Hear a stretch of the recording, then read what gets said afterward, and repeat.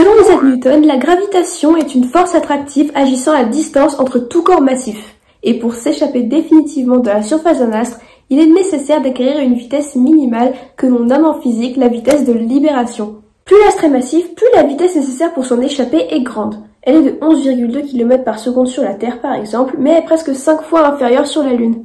Connaissant cette notion ainsi que celle de la vitesse de la lumière finie, les physiciens se demandent à quoi ressemblerait un corps dont la vitesse de libération à sa surface serait égale à celle de la lumière, soit à 300 000 km par seconde. Pour répondre à cette question, il est nécessaire d'invoquer les théories de la relativité publiées par Albert Einstein au début du XXe siècle. Dans celle-ci, l'espace et le temps sont remplacés par l'espace-temps car la vitesse de la lumière est indépassable.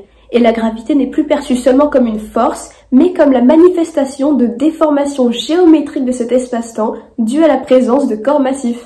Et plus la masse de l'objet en question va être grande, plus cette courbure de l'espace-temps va être prononcée. Ainsi, notre étoile, le Soleil, produit une courbure beaucoup plus faible que celle d'autres astres plus massifs mais plus petits, comme les étoiles à neutrons par exemple.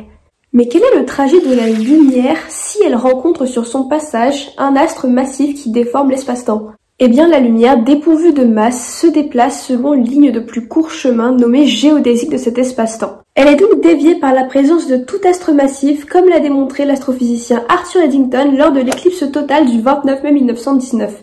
C'est cette expérience qui a d'ailleurs servi de preuve à la théorie d'Einstein, la relativité générale.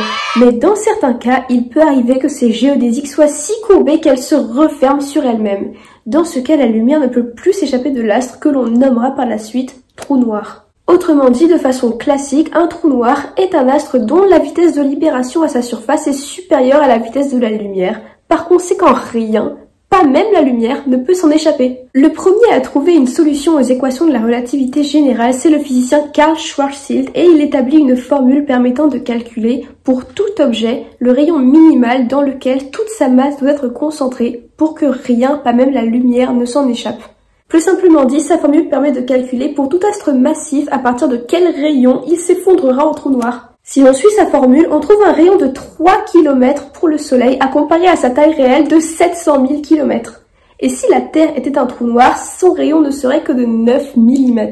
En revanche, le fait que la lumière ne puisse pas s'échapper de tels astres ne nous aide pas du tout à les détecter vu qu'ils sont en fait totalement invisibles. Autrement dit, seuls les effets du trou noir sur son environnement sont détectables. Mais en absence totale d'effet, il est impossible de remarquer leur présence. Il se pourrait donc bien qu'il y ait un trou noir beaucoup plus proche de la Terre que ce que nous l'imaginons. Seulement, il est impossible de le savoir.